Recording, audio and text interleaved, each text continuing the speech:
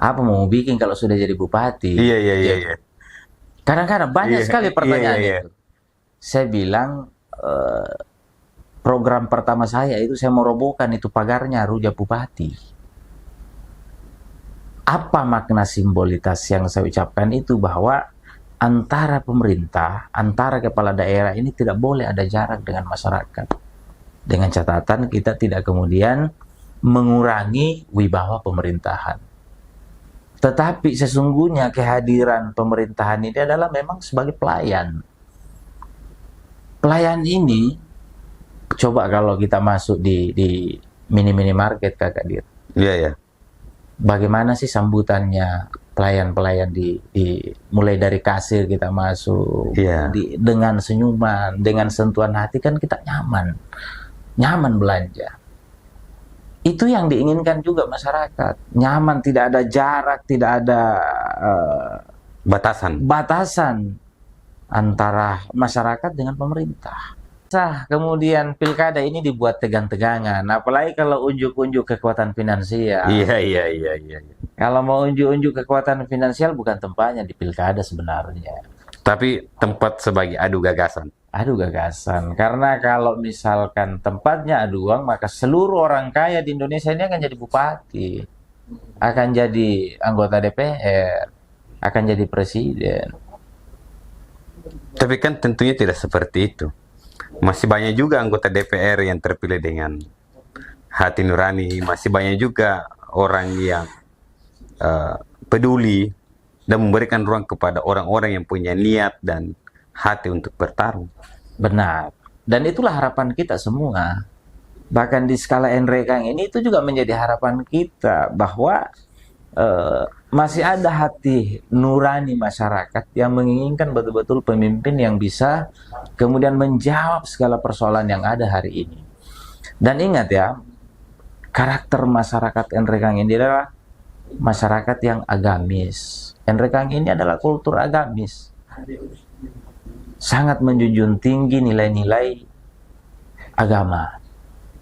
Sayang sekali kalau dinodai dengan politik transaksional. Nah, tapi kan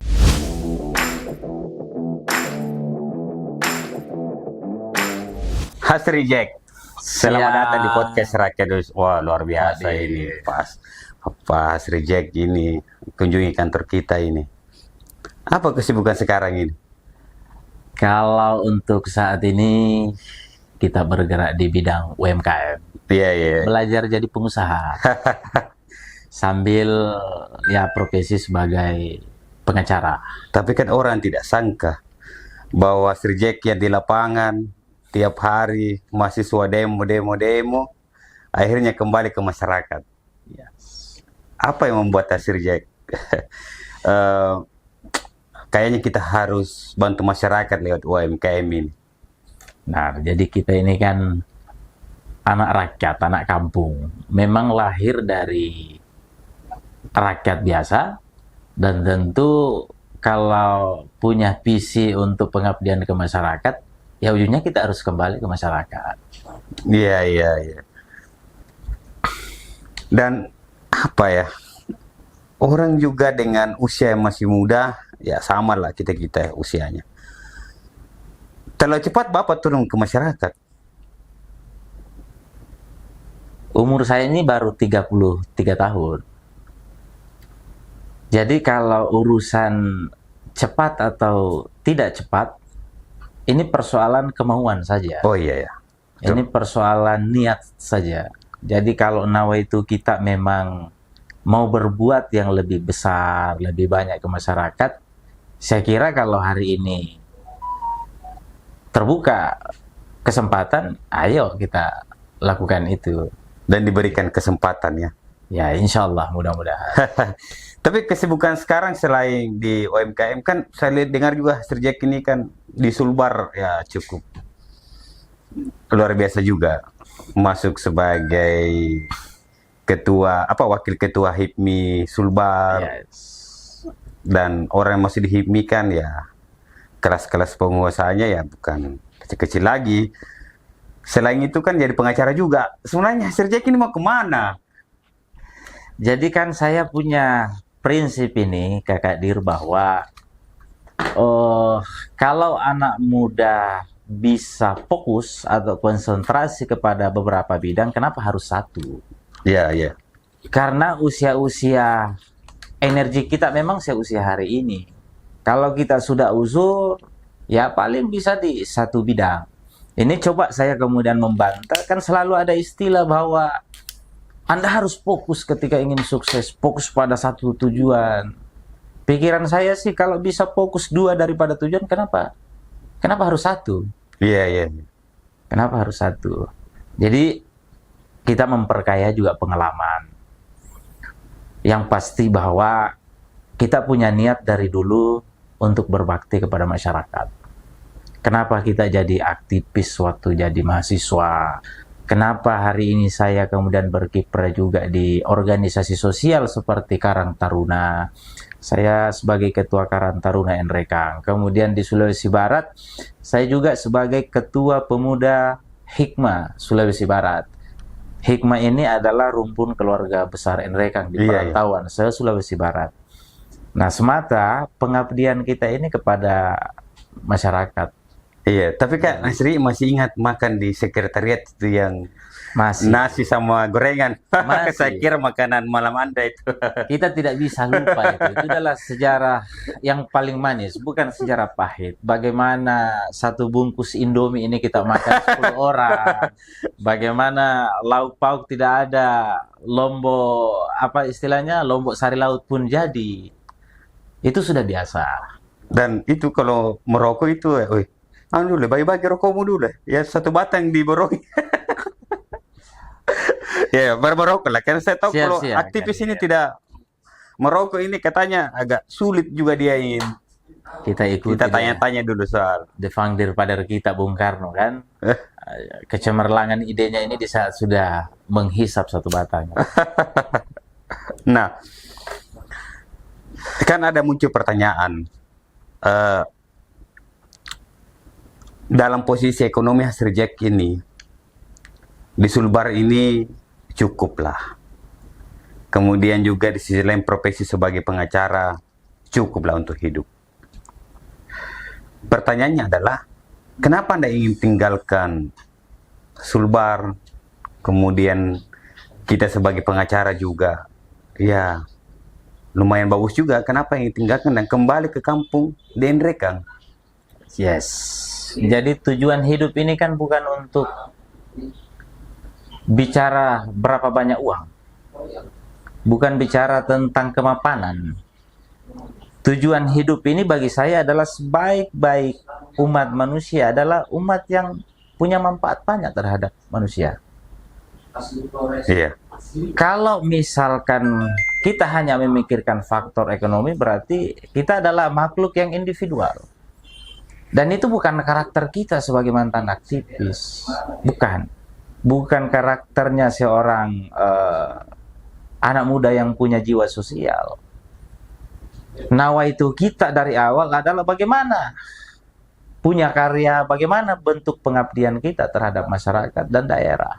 Kira itu Kak Kadir. Dan sebagai orang kampung yang tinggal jauh, rumahnya di kampung, kemudian ke Makassar menjadi aktivis dan merasakan juga kerasnya hidup di Makassar, dan saat ini sudah jadi ya pengusaha di Sulbar dan ingin lagi kembali ke kampung. Ketika masyarakat inginkan Anda untuk kembali ke kampung, apa yang Anda ingin sampaikan? Ya tentu melalui kesempatan yang baik ini kita coba mengutarakan seluruh niatan kita kepada masyarakat, dan pada ujungnya akan kembali ke masyarakat. Masyarakat ini sudah siap menginginkan kita atau belum? Karena bagi saya kontestasi pilkada ini bukan sekedar untuk turut ramai atau memeriahkan, tetapi lebih kepada apa cukup dengan popularitas yang kita miliki, apa cukup dengan orang kenal kita, lantas orang akan memilih kita. Realita itu juga harus kita ukur keseluruhan. Yang pasti adalah tahapan yang sedang berjalan ini kita ikuti, kemudian kita memperkenalkan diri lebih luas kepada masyarakat di Kabupaten Nrekang, dan itu pasti akan kembali. Masyarakat memberi kesempatan itu apa tidak, ya nanti kita lihat. Iya, iya. Tapi kan apa ya? Anda tahu siapa orang-orang Anda di Nrekang? Tahu. Dengan sejuta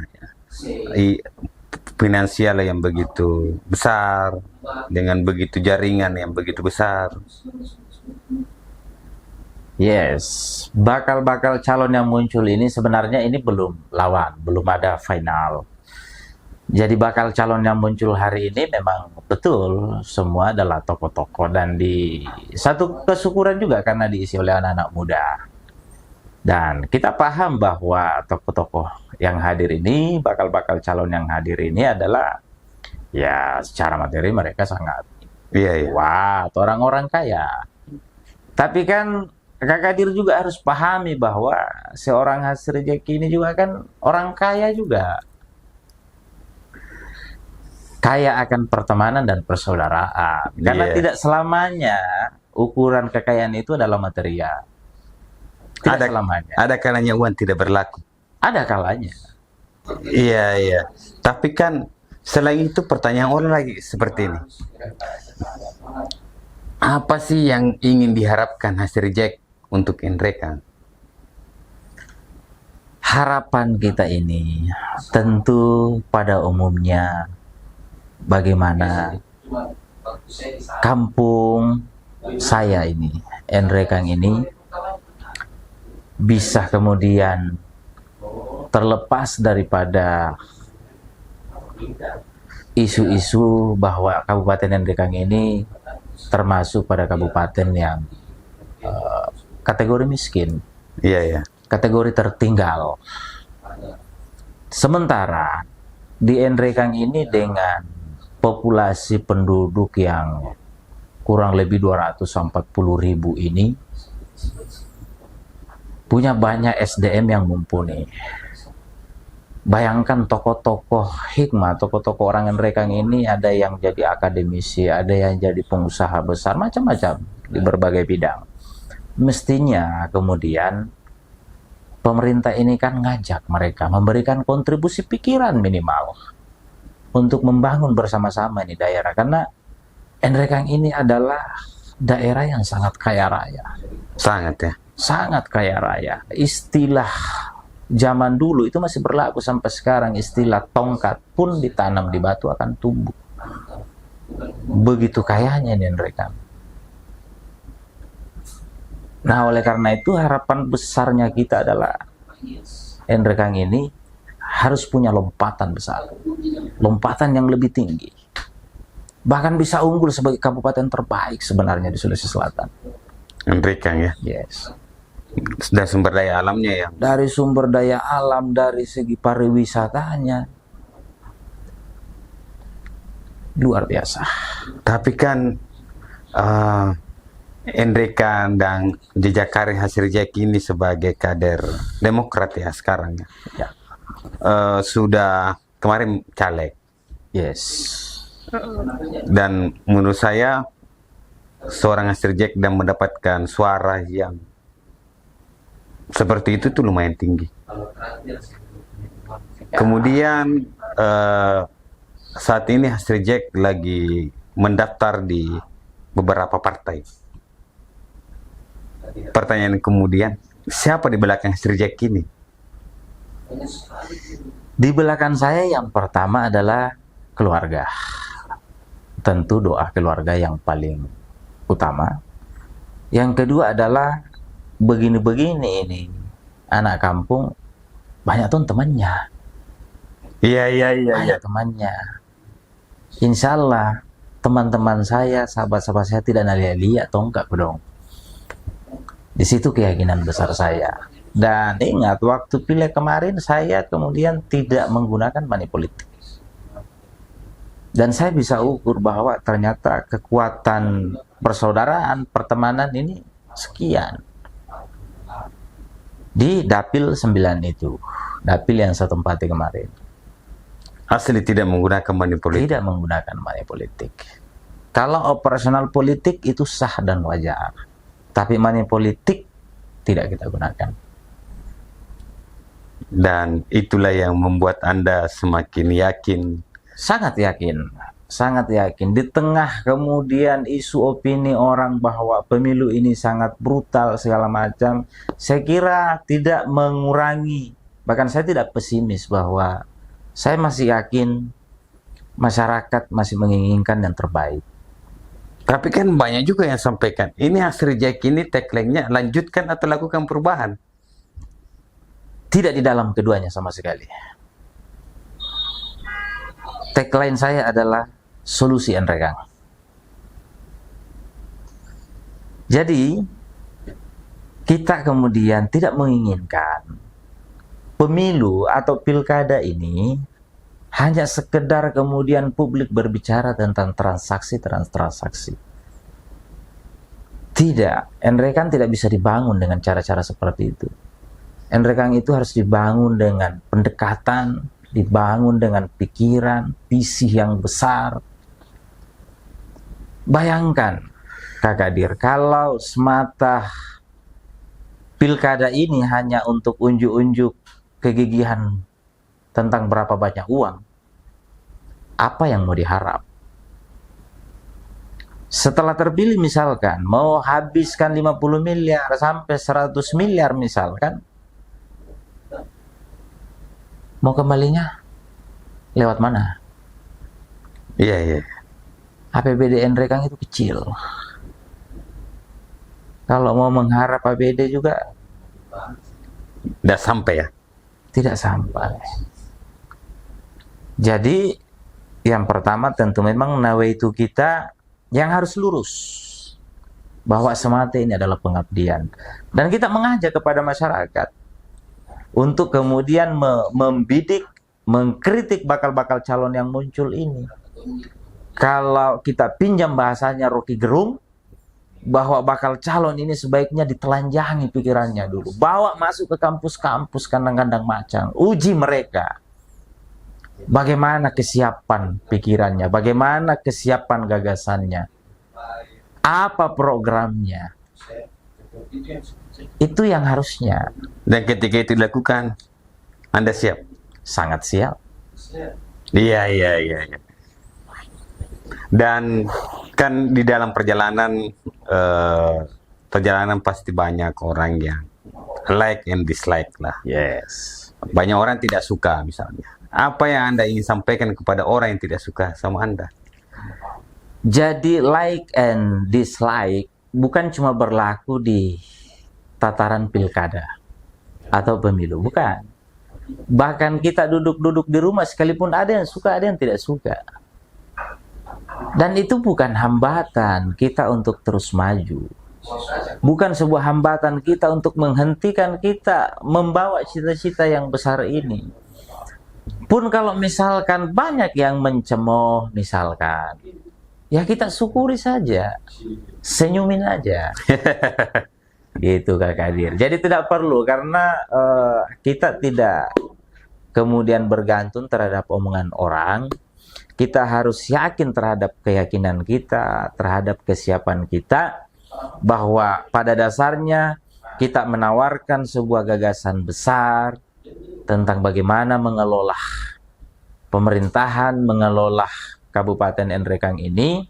Dan profesi kita hari ini, baik selaku pelaku UMKM dan selaku advokat, tentu ini juga akan kita kombinasi di dalam program-program. Bagaimana kemudian usaha kecil menengah di Enrekang ini dapat kemudian kita kolaborasikan dengan pemerintah lebih matang, supaya betul-betul membantu perekonomian dalam rangka pendapatan daerah kita untuk kita tingkatkan.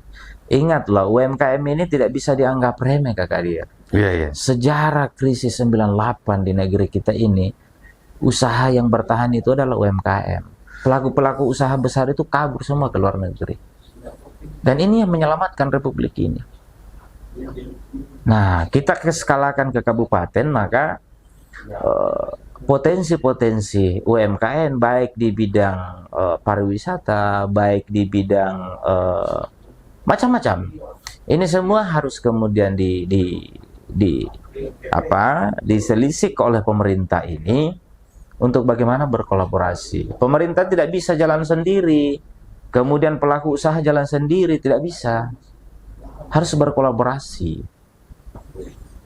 Yang kedua, sebagai advokat tentu bagaimana tata kelola pemerintahan ini tidak keluar daripada rel-rel yang ada, aturan-aturan hukum yang ada.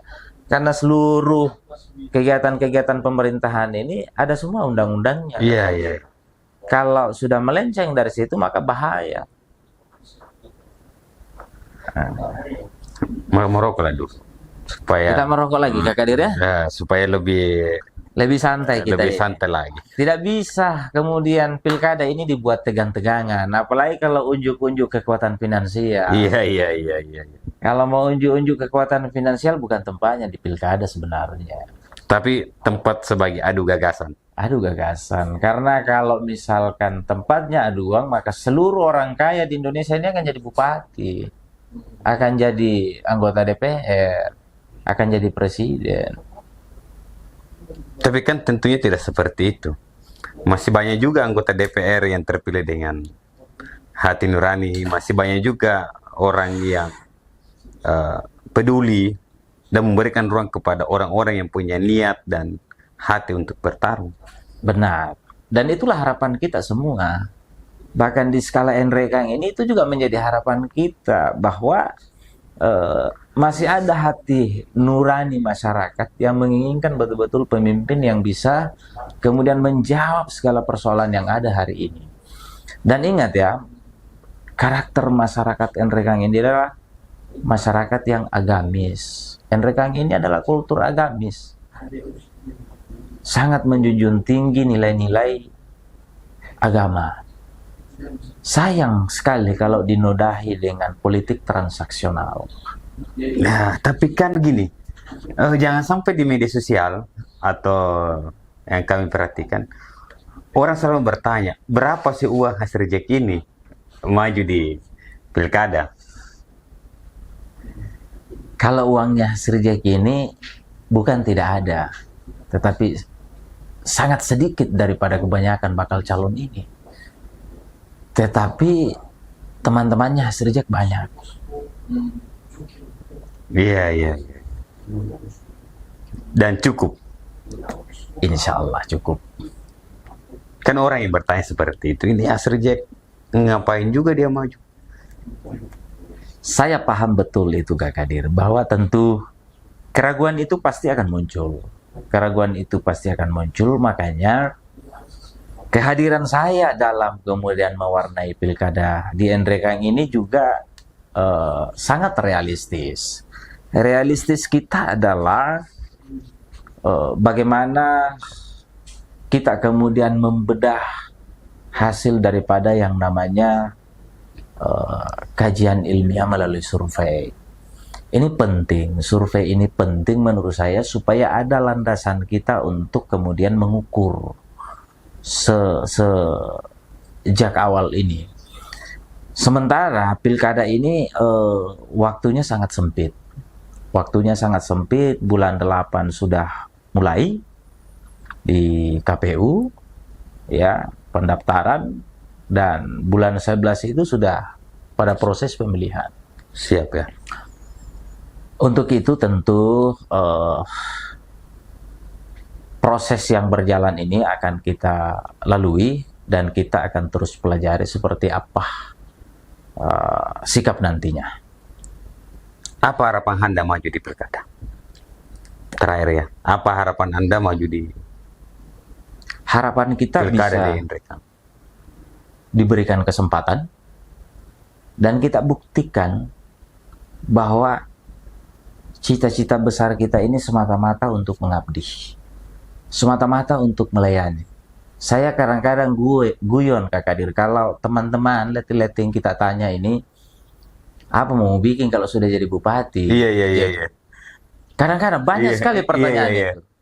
Saya bilang, program pertama saya itu saya merobohkan itu pagarnya Ruja Bupati. Apa makna simbolitas yang saya ucapkan itu, bahwa antara pemerintah, antara kepala daerah ini tidak boleh ada jarak dengan masyarakat. Dengan catatan kita tidak kemudian mengurangi wibawa pemerintahan. Tetapi sesungguhnya kehadiran pemerintahan ini adalah memang sebagai pelayan. Pelayan ini, coba kalau kita masuk di mini-mini market, Kakak Dir. Iya, ya. Bagaimana sih sambutannya pelayan-pelayan mulai dari kasir kita masuk, Iya. dengan senyuman, dengan sentuhan hati, kan kita nyaman belanja. Itu yang diinginkan juga masyarakat, nyaman, tidak ada jarak, tidak ada batasan antara masyarakat dengan pemerintah. Itu yang paling kita dambakan. Iya, yang menarik juga ketika itu yang kemudian dijalankan. Nah, sangat luar biasa tentunya gagasan yang disampaikan seorang Hasri Jack ini. Dan tentunya ini bukan podcast terakhir ya. Kita banyak isu-isu yang menarik. Ada banyak hal, Kak Dir, yang ingin kita sampaikan. Ya, termasuk isu-isu lingkungan. Isu lingkungan ini perlu kemudian bakal calon. Bukan cuma saya mengajak kepada bakal calon-calon bupati di Nrekang ini. Berarti saya tunggu gagasan Anda di sektor lingkungan. Yes, karena ini sangat urgent. Nrekang baru-baru mengalami bencana luar biasa, banjir, longsor di mana-mana. Ini penting kita. Iya. Saya akan berusaha undang semua calon di Nrekang bicara gagasan lingkungan. Tentunya kami juga akan membuka ruang kepada siapapun ketika dia mempunyai gagasan dan ketika dia punya harapan membangun kabupaten daerahnya lebih baik, itu tentunya harus seperti itu.